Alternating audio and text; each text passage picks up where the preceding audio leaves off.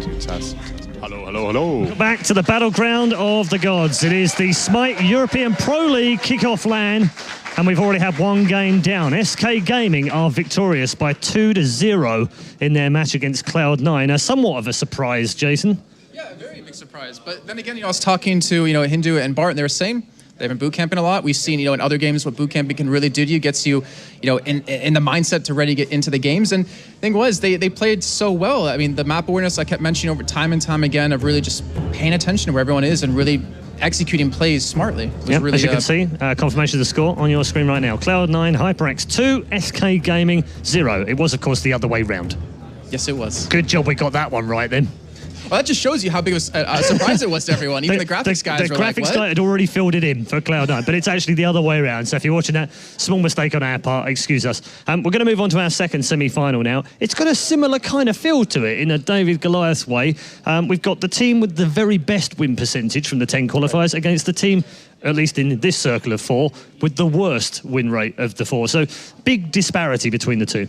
Yeah, and I wonder how that's going to come into today's games. I mean, we did have Team Coast Blue win first place once. They did obviously do pretty good on that one. But then again, the time that they actually did, well, was when they had a sub in. They had Emilzy in instead of Princess Tomato. So it's going to be really tough to see how they do here. But on the backside of that, they've been doing better and better as time has gone on in the qualifiers. Okay, let's take a look at Team Coast now. This is their lineup. As you said, they've had a very inconsistent season. I mean, on one hand, they've won one of the tournaments. They've been in the final twice as well. They've finished third twice. But at the other end of the scale, they've been out of the first round twice in those 10 as well, knocked out in the very first round by teams that really, honestly, shouldn't be beating them if they're a top 4 team in Europe. Yeah, and I wonder how that's going to affect them coming into this, the fact that they haven't been performing well in the qualifiers and all the other teams have been doing extraordinarily well. I guess they can look at SK and be like, well, if they can do it, we can. But TSM, I mean, they're such a consistent team, and that's something I really want to point out. They've been doing well the entire time, and now to beat them on LAN after they won the kickoff, or not the kickoff, the release tournament, or the launch tournament, it's going to be tough to do. Yeah, we've already spoken about a couple of players, but let's take a look at 2 in particular. Carino first. It's going to be interesting to see how he does on this one because he supposedly has the most diverse pool. He has actually, in the qualifiers, played 10 gods. I think only one other person, I actually had that written down if I can pull it out really quickly, has actually been able to do that over on the side of Cloud9, I believe it was, with Sayo. It's going to be really tough to see if he can, use that pool well. I mean, he does have a little bit of an overlap with him and Lobster in terms of, god pool, but it's not that big of a discrepancy. Yeah, I got told by Bart that he's a pentakill stealer as well. I don't know if that's a good thing. If you're one of his teammates, it's not. It's not. It doesn't go down too well. The other man in the team that we've focused on is, as you rightly said already, a man who's been in and out of the team, Princess Tomato. Princess Tomato. I can't compute that. It doesn't work, and I'm still trying to struggle with tomato or tomato. But that's another side issue. You got me on tomato. I did get you on that, didn't I? But this man is important to this team for many reasons, not least of which is he's the support. And he's also the caller too, which is going to be really tough to do. I mean, we've seen in other MOBAs, support or the jungler is usually kind of the caller, but it's such a hard position to be in, especially when you're kind of new to the team. There's a lot riding on your back, considering how your team did with a sub in the qualifiers. He's going to have to perform well because he's up against a really tough lane of TSM. He's up against Smack and Trix Tank.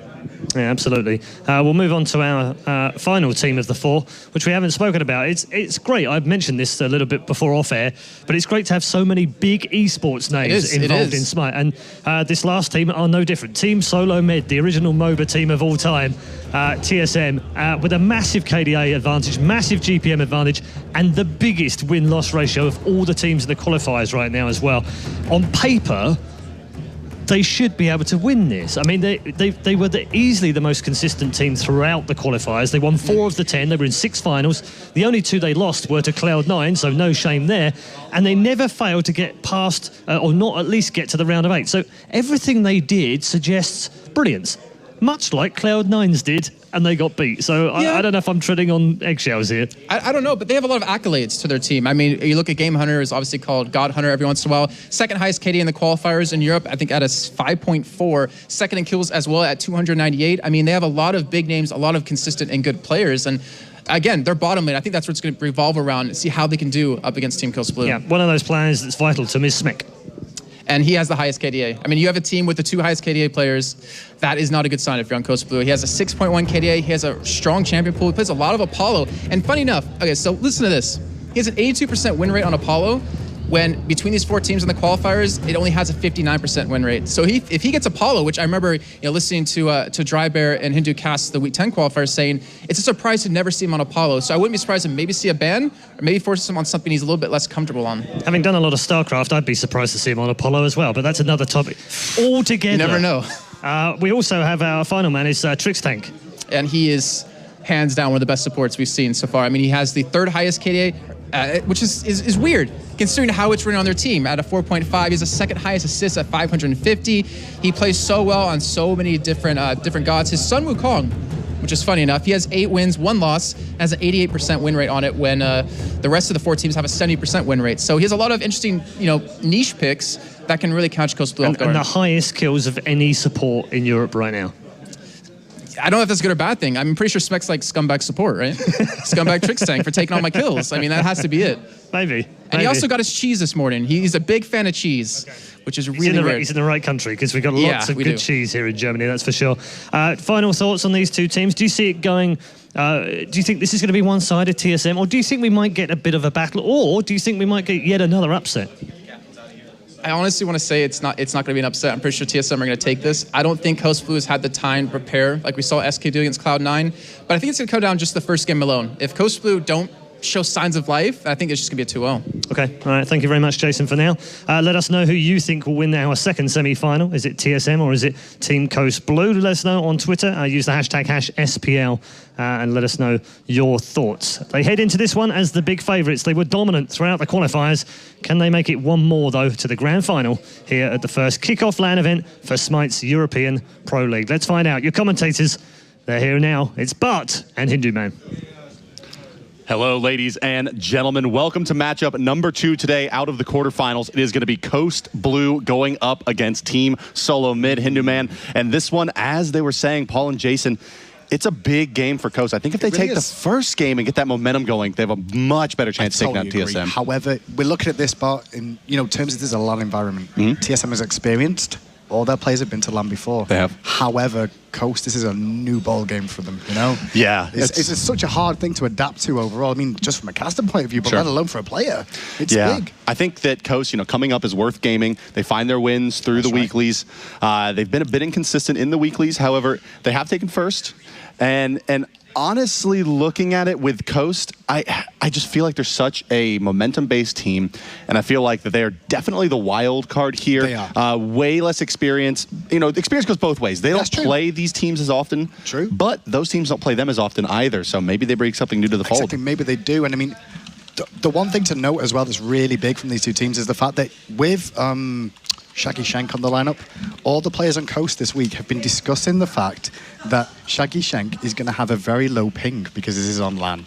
Right. And they're all like, oh, wow, really? And I'm like, why is that going to be like such a big influence? And like, he has no excuse to miss auto attacks now because he's not going to miss any auto attacks now because he's on LAN. Like, he's got no excuses. So it's going to be really interesting to see whether, the likes of Shaggy Shank, who everyone kind of calls their all-star, is Shaggy Shank. Yeah, I think that you make a very good point there. I mean, but that can go both ways, right? If you're used to playing at 130, 150 latency and you come here and you're playing on 0 ping, you no longer have to lead your shots, and maybe that'll end up being less of a boon and more of a bane for him. We'll see how Shaggy Shank's going to be able to compete. Granted, they have had some practice time here in Cologne, but man, this is going to be such a good game. I can't wait. And we're looking at maybe the men that'll make it happen right there. Game Hunter and Cuvo Fred. I mean, you really look at them as probably the backbone of this team. Fred's such a good player, but Game Hunter, I mean, definitely the person that you look at and say, is he the best player in Europe or the world?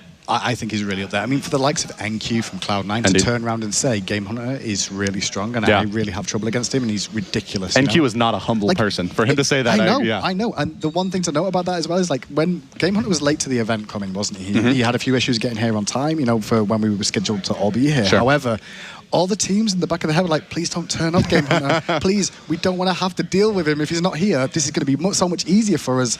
But they're going to have to look, because he's here now and he's going to be ready to go. He's going to be out firing on all cylinders. Absolutely. Game Hunter is like a quiet gentleman, very reserved. That's right. And I feel like he is a little bit of just show up, plug in and play and do his thing. And I think that's maybe one of the strengths of TSM is that their solo laner, we often joke about, solo island. Yeah. But Game Hunter seems to be, even more of that than the normal player, right? He legitimately plays his own game, and when he kind of rotates in and joins the team for these fights, it's unbelievable. I mean, we saw him get a pentakill off a rotation, of course, in the launch tournament, and here, I wouldn't expect much less. I think that the killer instinct from TSM is among the top here. I would say they're probably the hungriest team to just dominate their opponent out of anybody. Yeah, I mean, they really are. TSM very, very aggressive. And like you said, one of the only pentakills we saw in competitive play on a LAN event came from TSM. And we saw the likes of Coast get close to pentakills in the past as well. However, certain team members known as Carino decided to make sure that didn't happen. Yeah, poor everybody. I was so disappointed. Like, that was my first opportunity to be able to cast one, and nope, just going to steal it away. He didn't need to. And talking to them this weekend, I actually said to Carino, I said, what were you thinking? What went through your head? Because he wasn't going to get away. He was like, oh, well, I just wanted to make sure he died, Yeah, securing the kill for the team. He did it for the team. He did it for the team. Even his whole team call him Scumbag Carino now after I said it on there. So it's stuck with him for life from now on. Poor guy, poor guy. Well, we are just moments away from getting into game, ladies and gentlemen. Once again, it is going to be TSM going up against Coast Blue. And we are, as I said, moments away here from rocking and rolling. Yeah, and look at the Coast line up there. You can see on the screens, guys. They're all so young and relaxed overall. Like, they don't necessarily, look aggressive. They're all very, sort of the youth of tomorrow is the best way to put it for the Smite Pro League. Is this the future of Smite? It is, because you see the likes of Smek. If we can get a shot of Smek as well. Like, Smek's like the age sort of grizzled player, veteran, old grizzled Austrian player. Like, he's been around the block, and he says himself like, I'm an old man in this sport now. That's Game Hunter on your screens there. He's definitely gonna be focused for this one. Look at that face. Unfazed. He's not phased like what we did. Smells blood. Just another game. Okay, cool. Yep. He's hunting gods in his mind right now. Sweet. I mean, he's got the headphones he's got on there. He's probably got music on in the background, just relaxing him for the long solo lane farm off until he rotates in. And there's Carino, the scumbag of scumbags. Yeah, but look at him. What a handsome gentleman. They all are. They're all little cute boys, Yeah. Princess Tomato was the greatest one to be introduced to yesterday, because he came round at when we first met them, and he's British as well, but he's got the southern British accent. So he was like, hello, I'm Princess Tomato. And introducing yourself as Princess Tomato as a young lad, a bit unusual. Hello, old gentleman. My name is Princess Tomato. Yeah, I'm a believer in the tomato. Normally I'm a tomato kind of guy, but I'll make an exception. He said tomato, so it must be tomato. It must be. It must be. But we looks now. Tomato. As we can see on the screen, tomato. Potato, as I always say when it gets confused like that one. You can see Lobster very focused there, waiting for the picks to come through as well, but waiting to see what they're going to go for here. As we do go into picks and bans finally. Looks like we will be moving in, ladies and gentlemen. Team Coast with your first pick, first ban. And it will be the boys from Team SoloMid on the other side. That's interesting, though, because TSM had the option to be first pick, and they chose to go second, and so did Cloud9 as well in both those games that they played against SK. I think most teams prefer to be the second pick. I agree. Yeah. Looking at the early bans here, Thor out of the pool, as is Ra. Of course, we do have both teams banning 2 gods, followed by a picking phase, and then another banning phase, and then the final picks. So Thor out of the mix here. It's very strong god for Team SoloMid. They even threaten to play it as a support quite often, and we'll see that Osiris banned out as well by Team Coast. Cuba Fred focused both those bans. They realize how much of a backbone of a staple, like you said earlier, Cuba Fred really is to the TSM lineup and how well they'll play. So looking here, Rom, going to be your first pick. You say that so well. Coast. Like you've been saying it all weekend. It's so perfect. And Osiris banned out. No big surprise there either, considering how potent he was in the last game. We saw him last game. Yeah. Picked up, and you played fantastic. Zero's had a great game on that, just diving in. But with Rom being picked up, was being hovered over here by Lobster right now for TSM. And it wouldn't be a surprise to see this one locked in overall. I mean, Habois, one of these most contended picks, and really he has a great win ratio, honestly, in competitive play. From all the teams. Oh, wow, look at this. So it's going to be the Habois Geb response from Team SoloMid. Geb we saw be a huge factor. In fact, talking to the Cloud9 guys at the end of that last game, they were saying, it really was Badger's Geb that was winning these games. Our first game we felt was pretty strong, but the second game, Geb was just all over us. And I think that he's actually being selected out over Athena, who has been kind of the flavor of the month style of pick. That's true. And the reason I think they've gone for the Geb here, though, over Athena is because they don't want that combination that we saw out of SK Gaming last game, where Reels got into trouble, went up into his Astral Barrage, and bought time for the rollout from Geb to get all the way over and cover him. By the time he landed, Shield was up, Cataclysm was available. So that's why TSM have probably taken Geb here to make sure that combo isn't available to them. That's right. So, coming back with Zhonghui and Athena. So This brings a lot of control to the table. AoE CC from Zhonghui, AoE CC from Athena. Obviously, Athena's ability to keep people in range, as Rama does with the chain slowing, will really help out Zhonghui's ultimate on these rotations. Still yet to be seen if Zhonghui will be going to the solo lane or the mid. One would expect the solo lane, but he can be played as a mid laner, similar to Habois. Yeah, I mean, it depends. I guess they want to really face it off against Habois more than anything else. I think that's what they'll be looking to do. So they will be wanting to find out now, Team Ghost, where TSM are putting Habois by what the next picks are. And if this Agni, which has been hovered over right now, gets locked in, then they'll have an understanding of Habois more than likely in the solo. Even though, you know, we have seen him in jungle as well. I don't know if Kivo would do that, though. That's the question. I'd say that's fairly risky for a LAN setting. But Agni, a signature god for Lobster. So I would expect this. And Habois, a signature god for Game Hunter as well. So I think it's pretty clear where these picks are going. Agni likely to be the mid lane. Habois going to be your solo laner. Definitely. I mean, TSM are coming into this with a game plan anyway. I mean, the interesting thing so far is TSM loves Loki, and we've not seen a Loki pick or ban so far in the tournament. Obviously, you know, overall, I'm quite surprised that TSM didn't go for that. I guess with the Habois being available, they really wanted to make sure that was, you know, on their side and ignore the Loki for now and just use the amount of burst damage that could come out from the Habois, the amount of control he brings. Final bans coming out. Team Solo Mid going to take out the Mercury. Team Coast going to go ahead and remove Apollo from the pool. I think TSM's fairly comfortable picking up, a Neath actually here. Neath makes sense, okay? I say this time and time again, like I played a lot of Rom, and one of the only ones he really has an issue with is Neath because of the Unravel. When she uses the Unravel on you, she gets the heal, obviously, but it also reduces your attack speed. Attack speed debuff, yeah. And when Rom is literally, all he is auto attacks. The whole, everything he does is based off his auto attacks, and if you don't attack fast, then you're not going to deal a lot of damage. So overall, Neath does pretty well, and then she can backflip just before that cripple connects as well, which is another issue. So. And you know, Neath fits into this lineup quite well. In fact, normally when you see a Neath pick, the main thing you're worried about is late game scaling. Yeah, true. She doesn't go as aggressively in the late game, but when you have a Habois on the team as well as an Agni, you're going to have plenty of damage going into the late game now.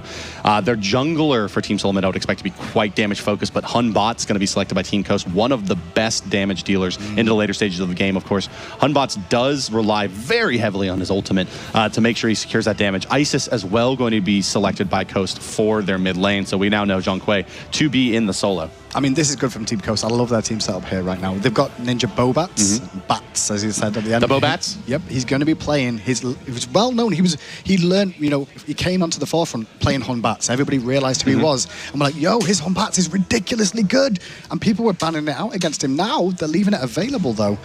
And that last pick. They're going to throw chalk into the jungle here, it looks like. Unless it's Habois jungle, as you mentioned. Both of those gods can go either place.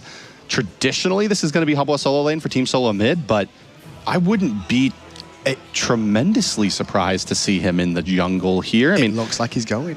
And he has a strong... I mean, Habois does well, I think, against Isis in the mid lane. He can stop her wing... No, he can't anymore. We made that immune to knock up. Yeah, nice. But he can secure a lot of damage onto her. And Isis is a god that can be fairly tricky to gank without consistency C. But Habois with the burst may be able to make it happen. It's true. His rotations could be very, very scary here. This is going to be one hell of a game, my friend. I mean, we're going into this, he did switch back to Kivo Fred being Chuck right at the last second. I was right at the last second. They switched over and it looked like it was going to be Habois in the jungle, but no, it's going to be Game Hunter on that. He's not going to be surprised to see him picking that one up, honestly. Game Hunter is very, very good in the solo lane, and they really have to, Variety's got to be very careful in that. And one thing to note about Variety playing this Zhonghui, he's a lot like Maniac in a lot of ways in terms of they play for the sustain supports in that lane and play safe. And against someone, this is why that Ra ban came out as well, Bart, you know? The Ra ban was initiated from TSM to make sure that there was no safe lane for Variety to have to contest against. But with that, ladies and gentlemen, we are moving into the game. It's game number 1 in a best-of-3 series between Team Solo Mid and Coast Blue. Let's go ahead and introduce your teams. They are the blue team, fighting out of the bottom side of the minimap, the left side of your spectator UI. It is Team Coast. They'll have Carino in the mid lane as Isis. Variety will be your solo lane, Zhonghui. Shaggy Shank and Princess Tomato dueling up for that duo lane, Rom and Athena, and Ninja Bobat in the jungle as Hunbots. Their opponents today will be the reigning champions, Team Solo Mid, wearing the red trunks, fighting out of the top of your minimap, the right side of your spectator UI. It is Lobster in the mid lane as Agni. Smek will be pairing up with Trix Tank as the duo lane Neath and Geb. Game Hunter will be your solo lane Habois, and Cuvo Fred in the jungle as Chalk. So nothing unusual at the start. Checking through the itemization of these two teams, it looks pretty much balanced what you'd normally expect to see. Especially with the new jungle changes, we're not going to be seeing those potions start at the beginning of the game from the junglers. So both going for the Hog 2 seems to be what the setup of all junglers is now. Get the extra cooldown on that Rage of the Gods available to themselves, be able to use it a little bit more effectively. Yeah, Hog 2, I mean, it also opens up some interesting paths in terms of stealing objectives. You do have it available to go and contest the enemy's red or orange, depending on which side you're on. A little bit of early aggression coming out on the Zhong Kui, but nothing he will not be able to heal up quite easily off of the first set of minions once he hits level 2. Taking a look at your items, nothing too tremendously strange. We have seen that the Heartseeker Devourer's Gloves build, the double stacking build, has been very popular in this tournament. It's really coming back into favor. I think that the extra MS on Heartseeker is definitely what you're looking at. That movement speed, it's a bit of an arms race. Because if you get that movement speed and the enemy does not, it makes it quite difficult for them. Exactly, because if you get into a bad spot, you're going to get chased down, whatever the situation. They can continue to shoot and still get some movement speed off that as well. So it will pay off for them. So, yep, the Heartseeker into Dev Gauntlet seems to be the big one. I'm just interested to see if Smek deviates, because Smek is one that likes to do it. We've seen him use Witchblade before in the past in the Hunter role. And if he does it this game, it could throw a spanner in the works for Coast composition and what their plan is. Yeah, I think that overall here, taking a look at the players, I'm sorry, in the mid lane here, Isis versus Agni, this matchup I think can be quite tricky for Isis, as Agni can in fact stop her out of that Wing Gust with a stun combination. So I think that this is a matchup that probably goes 6-4 in favor of Agni, although the push from Isis can be a bit of a problem. But as you see, Lobster, they're playing it quite smartly, throwing out the Flame Wave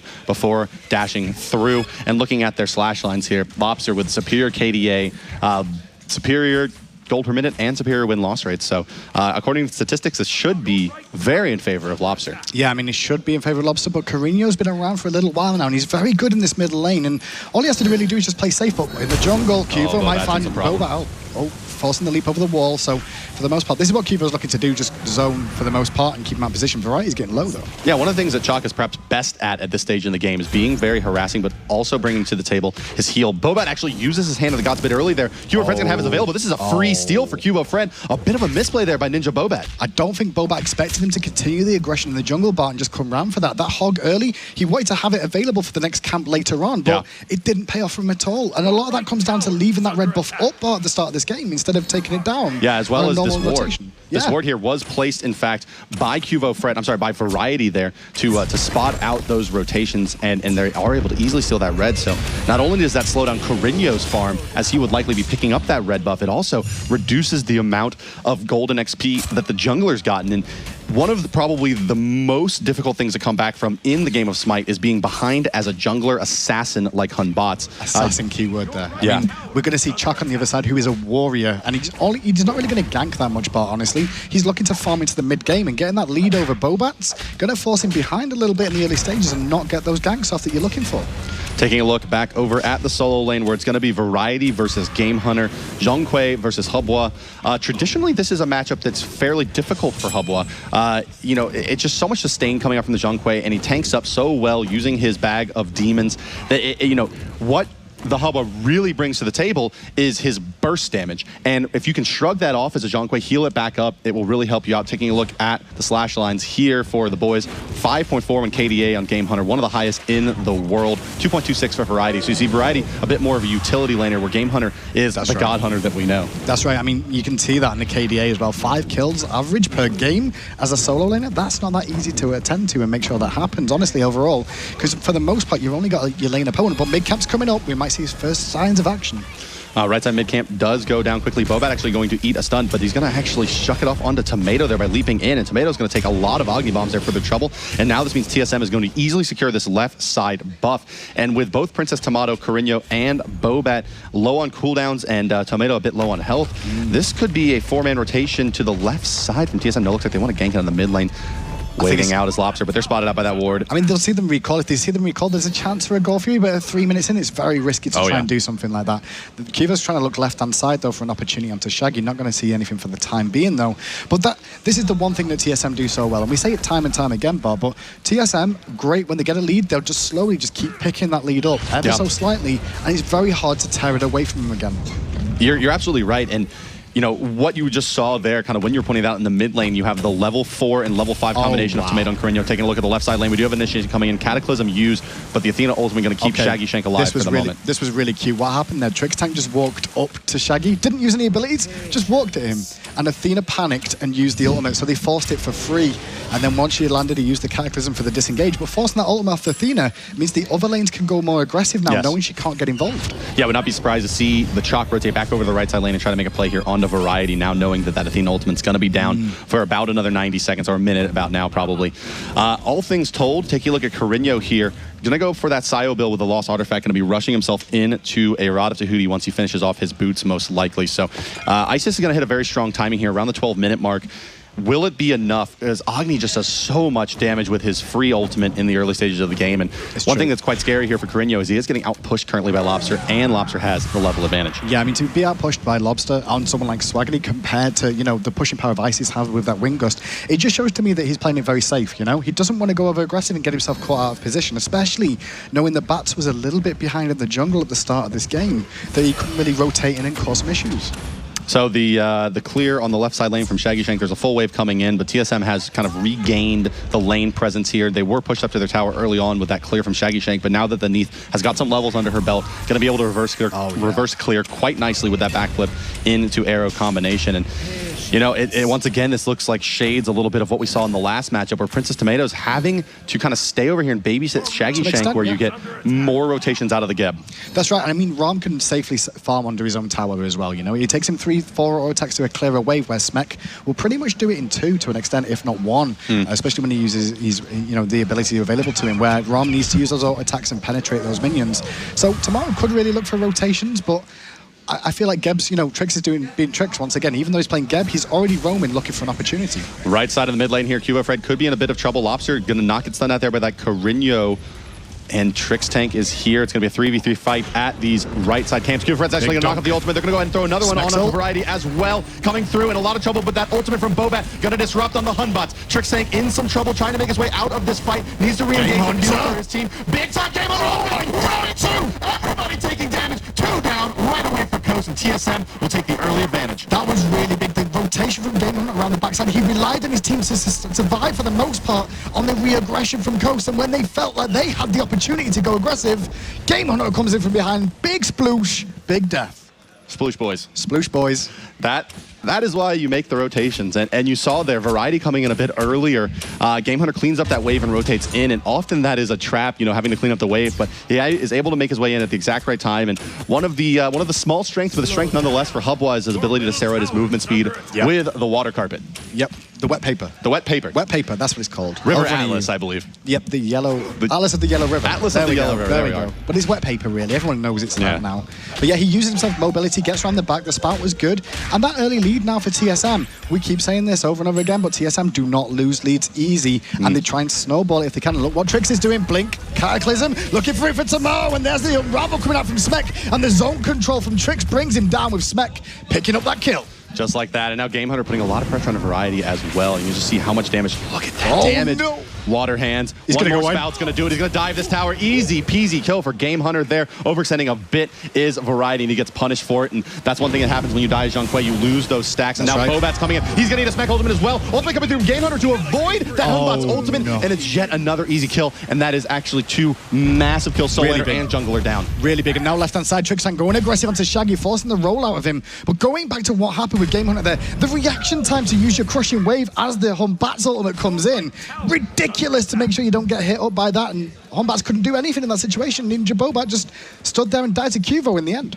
Yeah, generally speaking, MOBAs are not games of really tight reaction timings, but I feel like Game Hunter is a kind of player that I'm always like, what a reaction from him. And it's not something, you know, normally you're like, oh, okay, yeah, maybe I'm watching Counter-Strike or watching an FPS. I'm saying, oh, the reactions, the Twitch muscle reactions of that are unbelievable. Game Hunter seems to bring that to the table as well. And off of that kill, a lot of pressure coming out on this right side tower from Cubo Fred. Game Hunter rotating back in. They're going to dive this easy. Variety in a lot of trouble here. Big spout going off as well. The silence on good immunity used for ages. Now the ultimate comes up. Can he juke around? That's what he's trying to do, but not going to juke. Game Hunter finally. Bobat's is here. No ultimate available. Athena coming in, trying to turn this one around. Bobat's finds one. Now Athena turns up. Game Hunter uses the beads preemptively from the taunt, but he's still going to probably go down here because those minions are raining archer damage completely. There it is. Picks it up. So on the board now is Coast with a couple of kills. A little bit of an overextension there. Zhonghui doing a nice job positioning himself such that they had to dive past the tower to kill him. And at the end of the day, it is Coast on the board here, but it hasn't gotten out of hand yet. 1,500 gold difference, 3,600 experience separating the teams as well. But the mid-camp control has gone to TSM almost exclusively, and Coast has had a hard time finding a footing in this game. That's right. I mean, you could see what TSM are looking to do. Game Hunter got ahead in that lane, and he tried to continue the pressure onto him. They went aggressive, but they still came out on top, honestly, overall in that engagement, forcing more problems for them. And they're going to get both mid-camps once again because of the aggression and all the rotations coming out to right to help protect, but Coast showing signs of life. And it looks like actually Carino is going to be building into this Soul Reliquary, so is going to be building into Book of Thoth likely before that Rod of Tahuti, so a bit different than what we normally see from Sayo. But one thing to be noticing here that is very, very dangerous is that Game Hunter is getting very close to finishing a Warlock Sash. Once he has this item, look for some 5-mans from TSM where he's going to be able to be extremely strong. Yeah, with that Warlock Sash, obviously it gives him extra health as well, which means he's going to be able to take a little bit more poke in those engagements and stay in a little bit longer. And if he can keep timing those crushing waves the way he has been doing, it's going to cause a big issue for Coast. Yeah, another thing I'm looking at here from Coast that could make them, end up being perhaps what breaks this game open. Variety being held down at 0-3. That's right. He's really the only tanky frontline presence on this team outside of Princess Tomato. Looking over at TSM side, they have Cubo Fred and Trix Tank both doing quite well. In fact, Cubo Fred keeping pace with the top levels in the game. Game Hunter, Fred, and Lobster all level 12, highest level on Coast 11. This Gold Fury being zoned out nicely from Cubo Fred here. Going to try and silence Tomato. Tomato's not going to get there in time overall. But now that's a free Gold Fury going over to TSM. And that was signs of Cloud9 in that one. Just sneaking in away and not allowing the team to get in and get involved. Pick your spot and go in. So it worked out really well for them over on. TSM just going to extend their gold lead now based off that one. I mean, when we look at the, you talk about the front line of Coast and with Variety being down, they were looking really for Athena and Zhonghui to be that front line. As we see Zhong going aggressive, they're going for a 3-man rotation on Game Hunter, but Crushing Wave comes out and there's the wet paper. Taunt gonna connect, and here comes a nice Will Weaver coming in from Smek for the most part, but Game Hunter's in trouble as a Fear No Evil's down, but that was 3 ultimates used. That's a very important kill for Coast, but they got quite low doing it, but they really need to be able to put some pressure on this tower. Boback gonna look like he's gonna rotate out. Shaggy gets a solo! Finds a kill onto Trixtank in the solo. 1v2, what a player. Are you serious? No ultimate available, however, for that need, so he could continue aggressing. Let's check back in with his right side, tier 1, as Princess Tomato, Bobat, and Variety are pouring into it. Fred is here. It doesn't look like he's going to be in time. A very, very big play. Often we talk about get a kill, what you get out of it. What they got out of it here is a tier 1, puts himself back in parity, basically, at the gold, and it definitely a morale booster for them. Definitely, but for Shaggy Shank to pick up a kill 2v1 at the same time as that goes on, they get that tower. 2v1 against a Neath, who's really good, honestly, against Ram because of the fact she can root him, make sure he can't roll after her, and then reduces attack speed to pick up Trix Tank there. That's really unusual. Really well played from Shaggy.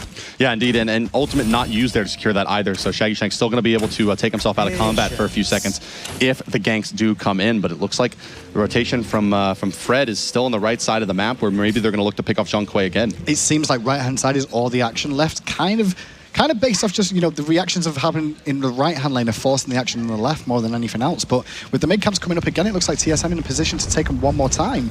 And that lead's going to continue to snowball if it keeps going. Yeah, that's basically what we're looking at. Their advantage coming from, by and large, is these mid-camps have been so controlled. Not to forget that early red camp steal is such a tough position to be in.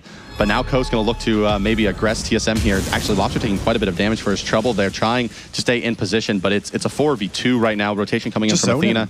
Yeah, it should be an easy secure for TSM. And look at Smek's positioning here, standing right off the side of the gold three, ready to engage or go back and farm the lane. I mean, he pushed out the lane to make sure that Rom couldn't really get involved. And if he did try and get involved, to be ready for it. But he's going to return, make sure he doesn't miss anything. For the most part, what they're doing with Cuba Fred in this game is they're using him as a zoner. There's zone control with him. He basically just silences people that come into his area of influence and make sure they can't get involved in the team fights and, get free camps from that and get the lead. Yeah, I wouldn't be surprised to see the Witchblade coming out after the Armored Cloak here. Oh, good call.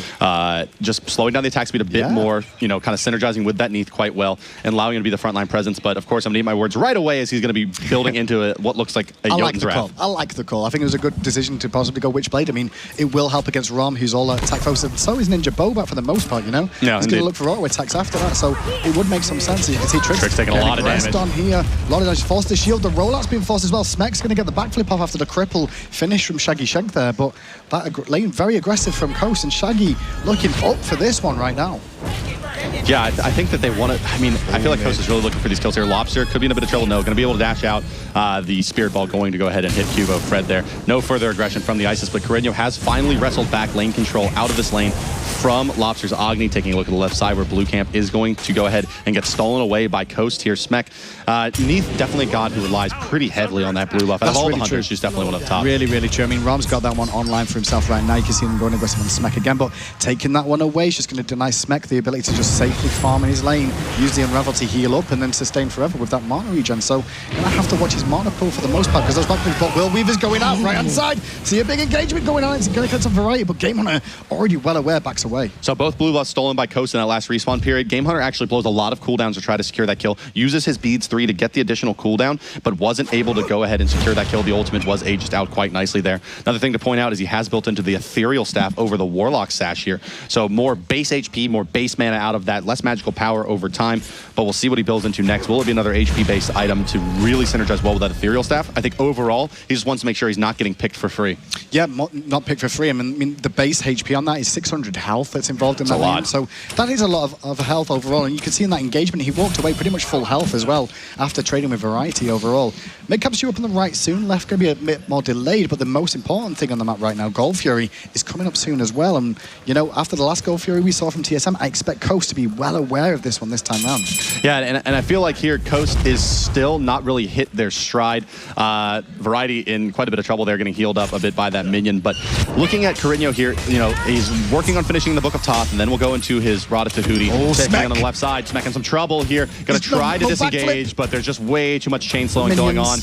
He's doing a nice job juking through the minions there, but not enough. And look at the Brute squad coming through from TSM. Not able to make it in time, just but too late. Tank, Trix Tank, Fred, and Lobster all rotating over. But I do want to point out as mid camps do get contested here that there's still a big timing to hit for Coast. You know, Ninja Bobat, definitely a character, or definitely a player that comes online quite well. Very, very comfortable with that Hun bot. Hold that thought, though, as the Gold Fury is going to get reset now, and Fred going in deep. Job. And now we're going to see in the backside, the Finna Weevil zoning out 2 members, but Cubo's so tanky, they can't bring him down. Now Princess is in very deep here, as Lobster has to retreat back, getting sniped up by Shaggy. All 3 connected him. The 3rd one does connect to bring him down. Those snipes were amazing from Shaggy. Now they're looking for Game Hunter. Game Hunter out of mana here. No more carp to get out of this one, and he's in a lot of trouble. The ultimate's going to come through from Neath, but not going to help out his teammate at this point. Trix Tank getting hunted out as well. Don't think Tomato can close the distance, but they may be able to find Fred here. I don't think they're interested in it. They want this Gold Fury, and they want it bad, and they can have it. Well, maybe, but Trix Tank and Cubo still online. Smek coming back in. And you know what? Trix Tank, like Facina, the rollout is on. He's got the immunities. He can be able to get in range. It's not low enough, but Tomorrow gets Cubo. And now Trix Tank can only walk away because they picked him up. Yeah, there's no one left to disrupt for the Geb to get in there, and it's going to be an easy Gold Fury secure on the back of that. Plus, Fred throwing his life in there. And the turnaround is real. Taking a look at the charts, dead even in gold.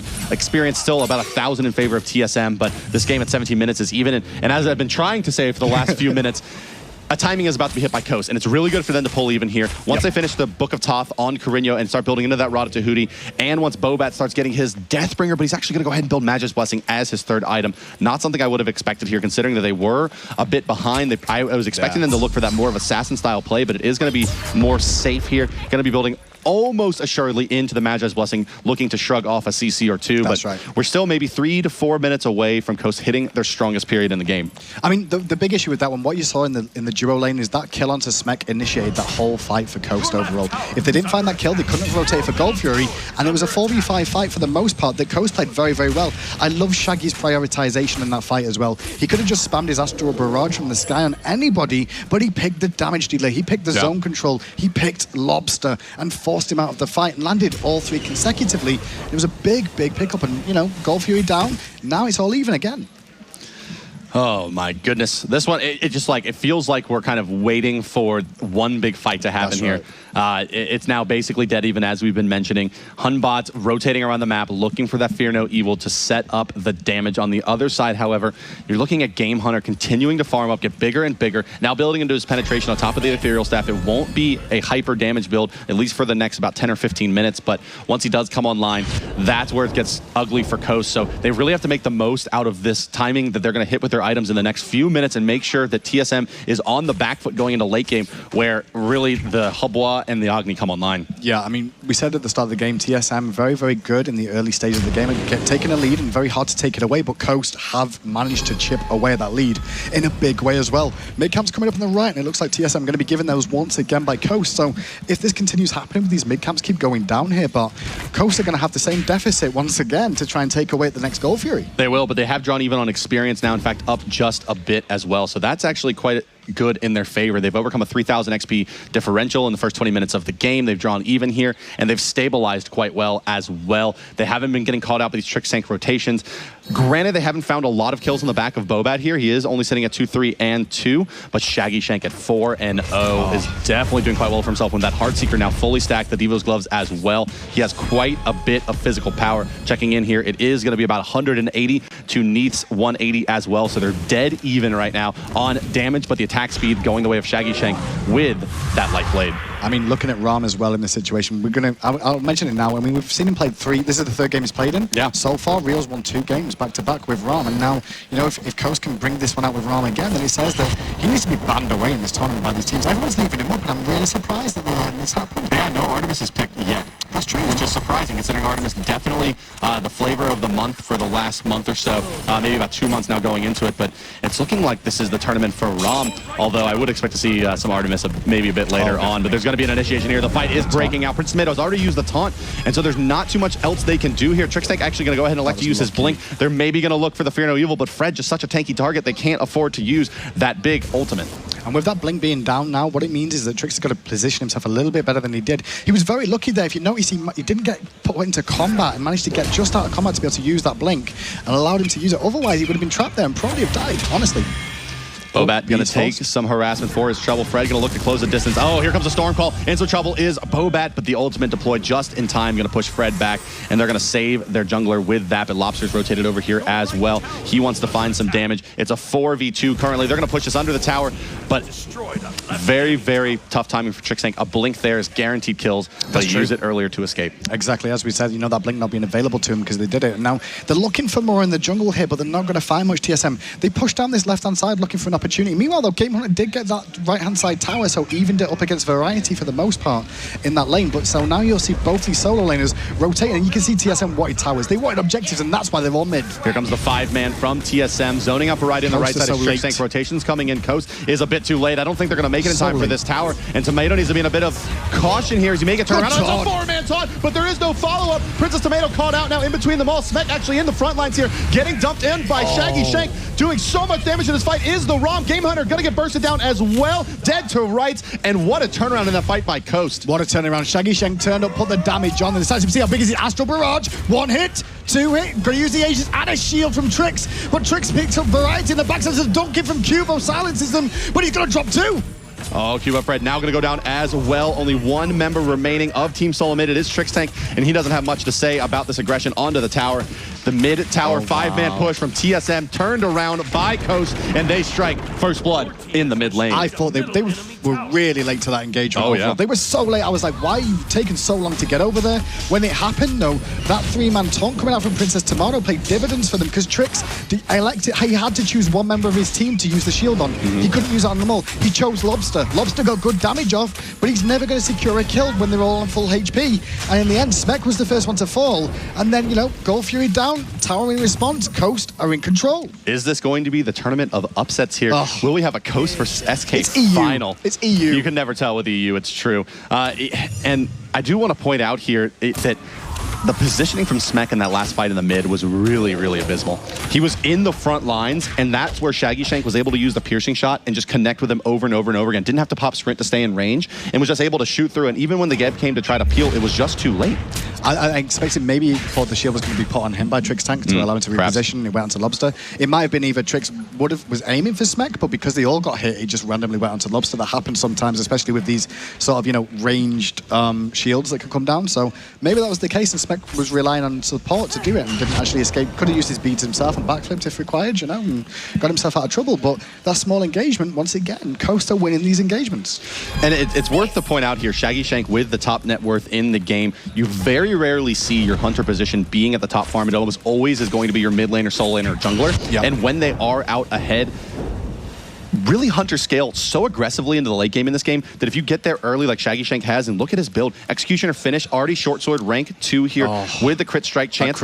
And what this does is it forces Smek into an awkward position where he basically is going to have to build chin size because he's behind with the Executioner already finished. Quite difficult. Ko's going to go for a sneak here on to the Fire Giant. 4 men in there. Bobat doing a lot of damage. Game Hunter sniffed it out, but he's just going to be too late. Variety going to zone him out. He's going to take a lot of damage for trouble. He just pops the ultimate right away, and Game Hunter trying to make his way in, but he's just too late. Going to ult through. He's going to find Corinho on the back line. Bobat going to continue in here, and Game Hunter going to take a spill. He does get a kill for his trouble, which is worth quite a bit, taking that buff off of the Isis there, but you say that, but on the left-hand side, Shaggy took down a tower as well. They took the buff off one, but now they're going to be able to push on because TSM look a bit all over the place there at the Fire Giant. They didn't expect it, and then got themselves caught mid. There was like 3 members surrounding the red buff there all the time. They're trying to soak up experience that didn't pay off for them. And now we're looking at Coast definitely hitting that item timing. I've been harping on this whole time. Corinho has finished Rada Tahuti, Book of Top done as well. Magic Power going to be sitting at a very robust 394. Game Hunter at 185. In comparison, Agni at 336 with a no Rada Tahuti yet, but of course that is quite bloated based on that, well, he's taken some damage at this point, so it's a waiting game for TSM. Can they survive and bend, not break for another 8 to 10 minutes and get their big items up on to Lobster, and Smek finishing off these chin size will be a big boon for them. I mean, it's not often that a Hunter reaches level 20 before anybody else in the game, and Shaggy Shank did that. He managed to hit level 20. He's got his Rage online now, so one more item for full build coming out from Shaggy Shank. Meanwhile, Smek very far behind in this situation. Going to use the Unravel, but getting engaged on by the whole team. Great talk, massive damage, force the beads in the backflip. And the snipes. 2 easy peasy. Shaggy Shank takes it down, and I think we've seen more shots on that ultimate hit today than we've seen miss. That's true, and that's unusual. Like, I think the players, a couple of weeks ago when Braum first came out and he was allowed to be played, the players hadn't really played with him enough, They missed in my opinion, basic attacks with that barrage, but now they're all starting to find the ranges, understanding, where they're going to be positioning themselves, and are picking this up, and now the siege is going to happen on this tier 2. And when the Rage finished here on Shaggy Shank, he's a force to be reckoned with, and here we may actually see him position himself in the front of these team fights, and there it would be pretty difficult to deal with. Dashing in his Princess Tomato. They're going to force out the shield onto Lobster as well. Cooldown is now there, and they're likely just going to backdoor this tier 2 in the mid lane, and it's going to be a tough initiation here for Trixlink. He has to pick his spot. He's got the blink available. Where's it going to be? They're actually fairly grouped up here, but he's waiting for the team, and they're going to give this one away. I mean, the worst thing is in this situation right now, but if you look at the team composition, they need to take out Shaggy. But to get to Shaggy in the backline, he's going to roll first of all. You've still got to get through Corinho, and you've got to get through Variety and that Fear No Evil. That's impossible. And if you stack up too much, he's just going to abuse you with the piercing shot. Variety is going to age us out the ultimate from Trixlink, who has gotten to the backline. Shaggy Shank taking a lot of damage. He's not going to be able to be comfortable with his positioning here. Cuba Fred now going to zone him out as well, but I'm not sure if he can deal with the crit stick. Cuba Fred in a lot of trouble. Down he goes to the double crits. Game Hunter also quite low. Bobat into the backline. Aegis is used. It's going to stall for a bit, but it's not going to be enough. Double kill for Ninja Bobat. Can he disengage? He's going to blink right back in. He is going to go down. TSM holds. This is good for TSM. Now they continue the chase. Smek wants to continue on this. Corinho's kind of low, and Variety checks his back to see what's going on and realizes, throws out the card, forcing them back. But that was a great hold coming out from them. Look at the aggro juggling they did onto Shaggy Shank there. We saw Trix go in. He went onto Shaggy Shank, and as soon as he started getting low, we saw Qvo take over the role of being the one to zone Shaggy out of that fight. Meanwhile, in the backline, the rest of his team were diving in, looking for kills, and taking tower hits for free. Cold Fury going to be up shortly. This is a timing that TSM can hit if they're taking a look at their timers. And it looks like they're going to shade their way over there, but I'm not sure if this is to farm it up. But they definitely have an opportunity here. But Smek looks like, no, he's going to go farm the lane. I'm not sure that they've really kept their timers tight. Smek needs to farm. Like, I know he's desperate too. They could have done Gold Fury here, I agree. But with that late wave pushed in, he needs to push out left-hand side, give himself some breathing room, and allow himself to catch up in items. I mean, to only have an execution at this stage of the game when the enemy has a Rage and he's one tier off a 1,000 gold away from a Deathbringer, yeah. Ridiculous. I mean, sitting on 150 gold in hand to Shaggy Shank, so still some ways from finishing it up, but he's going to be a full item ahead of Smek when he hits his 6th slot, and that is very difficult to deal with. And I would expect probably the Heartseeker to come off for a Titan's Bane in the ultra late game here as well. It's quite possible they will go for that. I mean, they might need to, especially with a Geb on the enemy team. If it goes ultra late game and Geb gets full tank, it's hard to bring him down unless you've got penetration. So we'll see that coming out from them if they do decide to go that. And obviously with Chak as well on the team, with that Urchin, that could be an influence for the Titan's Bane as well. But only the Urchin, and not another defensive item in sight. Close for Cuba Fred, still trying to build into those shins with the Balance Blade completed. So it's really now a race for Game Hunter to finish off his Rada Tahuti, Lobster to finish his as well, and then look for the fights. But they have stacked up quite a bit of pen now with those double Obsidian shards.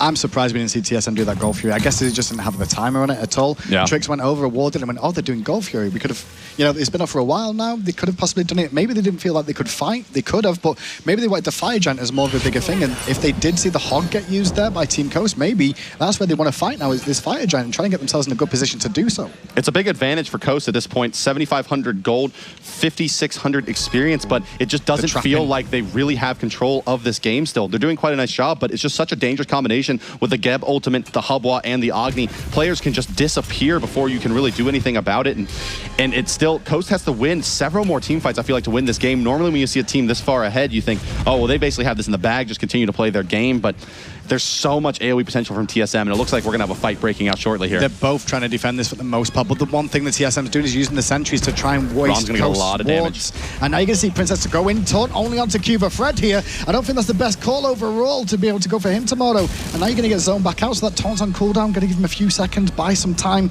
reposition yourselves. Look at Shaggy's positioning here, Bart. Look at his position to the rest of his team. But maybe most importantly, Trixtank did throw out an ultimate there onto the backlines of Variety and Ninja Bobat, so they will not have the Geb initiation available for this next fight.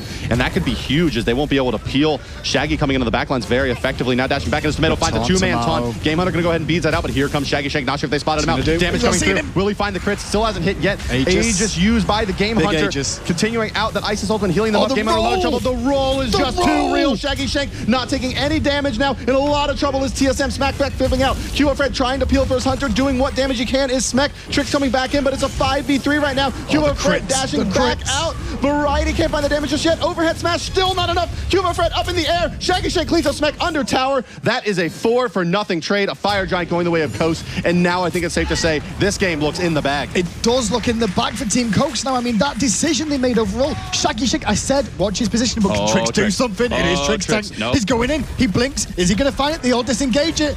Carino goes down to the Fire Giant and he's still up. It's still going to... TSM going to Fire Giant! They steal it away. Trix Tank once again with the major steals coming out. That's kept him in the game for now, but it was a deicide. Yeah, they give out the deicide, but they save the Fire Giant, and I take back my words. I mean, they can't break the base without Fire Giant buff right here, I don't think. Never ever say it's over until it's over, because like mistakes make. But I mean, with them being dead for so long now, I mean, Game Hunter Lobster just come back online. They're going to get a tier 2, and that means there's only Phoenixes left for TSM. But it's bought them a little bit more time now. They've not got the threat of the Fire Giant being taken away and trying to fight a team that's full Fire Giant. Oh, because literally it would have been a 5-man team if Trix didn't do that. It's such a tough position there. They have to make room for Smek to find more farm, but it's just going to be Coast taking 5-man team fights everywhere they can. Granted, without the Fire Giant buff, going to be much more difficult to break the base, but if they push up all the waves and start controlling the enemy jungle, where is Smek going to find the farm that he needs? Well, I don't know where he's going to find it, honestly. It's a weird one, because I want to say let him have one Phoenix, but it's such a risky play. But if you let him have a Phoenix, it means you're going to get 5 minions consistently, which means you're going to get free farming that lane to an extent. Yeah, so you can just sit in the base and farm up. Maybe they want to do that with Smek. Maybe they're just going to try and farm the way of the jungle and let the game continue on, you know, and just hope. I mean, the fight's generally going okay. They've just got to watch Shaggy Shank. Shaggy Shank has some of the craziest positioning for a Hunter player in the game. He was off away from his team, and he waited for the team to engage. Tomato did a great engage in that one overall, but they didn't see him. Yeah. And his reaction time to roll as he saw Game Hunter going for that crushing wave was the difference between TSM winning that fight and losing it. Take a look at this. Gem of Isolation out on Carino and Variety here. Not an item we see picked up often. Definitely more this is of a pick for Variety for the Zhonghui than it is otherwise for the Isis. But what do you think about those items? This is a protect the Shaggy comp. Have you noticed? Like, this extra slows, it makes it more difficult for them to get through. And while they're all trying to focus Shaggy Shank on the backline, if you do get hit by some unnecessary AoE, the extra health that Gem of Isolation is going to give you allow you to sustain in there a little bit longer overall. I mean, it's not what we see, you know, I agree, but I think when Shaggy's as big as he is right now, 9-1 and 7, you know, full build online, you want to look after him, you want to babysit him, and slowing the enemy team, make sure they can't get in range, does that. Yeah, 6-slotted Shaggy Shank here. Still looking for his next item is Smek. Has finally finished his rage, so does have crit online, but as we mentioned, Neath not a god to scale to the late game as effectively as Rom will. But you're looking at Lobster and Game Hunter to do all of the damage now for basically the rest of this game. Fred does have a chin size online finally, but he's going to have to build into another defensive item to maintain his frontline presence. And Soul Reliquary on Lobster is going to be building into likely that Soul Reaver, and Tahuti nearly done for Game Hunter, but will it be enough? I mean, what they're realizing here as well, Coast, is they're taking out Game Hunter. He seems to be their focus. They realize Smek's behind. He's not a big threat to the team. So the focus now is onto Game Hunter. Take him out of the equation because he's really the secure for the team. Lobster provides the AoE damage to bring them low and allow Game Hunter to clean up, but that's not happening, you know, because if Game Hunter's down first, they can't get that one off. Not yet. Coast now making their way in, but it's a great initiation for Tricksec, fighting 3 with the ultimate there. Riding it is the ultimate from the... Oh my goodness, look at this fight breaking out. Game Hunter's going to find a wonderful Aegis here, but the ultimate from Athena crashing in as well. Going to prevent a lot of damage. Shaggy Shank does clean up there in the backline for Carino. Tremendous amount of damage onto Lobster. Coast continuing to win this fight. People are in a lot of trouble. Variety will fall, however. Can they turn this around? Smek falling out. Shaggy going to take down Tricksec with the help of Ninja Bobat there. Smek not going to get stunned out there, but so much damage. Oh, just explodes the Bobat. And this, my friends, will yield a Phoenix for Coast. This is going to be game 1 by the looks of it. I think they can end this one, actually, at this point. There's respawns at 40 seconds long right now.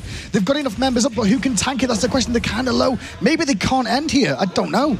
They need the minions minion wave coming in. They got to push it in. 30 more seconds remaining. Can they take down the Fire Giant in time? They are going all in here, friends. Will they get the damage? There is the first Spear Ball coming through. It looks like it's going to be enough. So much damage from Shaggy Shank at this point. Steroiding his attack speed as well. The damage coming through. No Titan's Bane. No care. Down goes Princess Tomato. Rom ultimate rashing through. And there it is. Coast Gaming. Game number 1 versus Team SM. Are you serious? Is this going to happen every game that the underdogs are going to come out on top? Coast Gaming, the quiet team, the one team that has not been to a LAN whatsoever from any of them, just coming out playing fantastic in that game.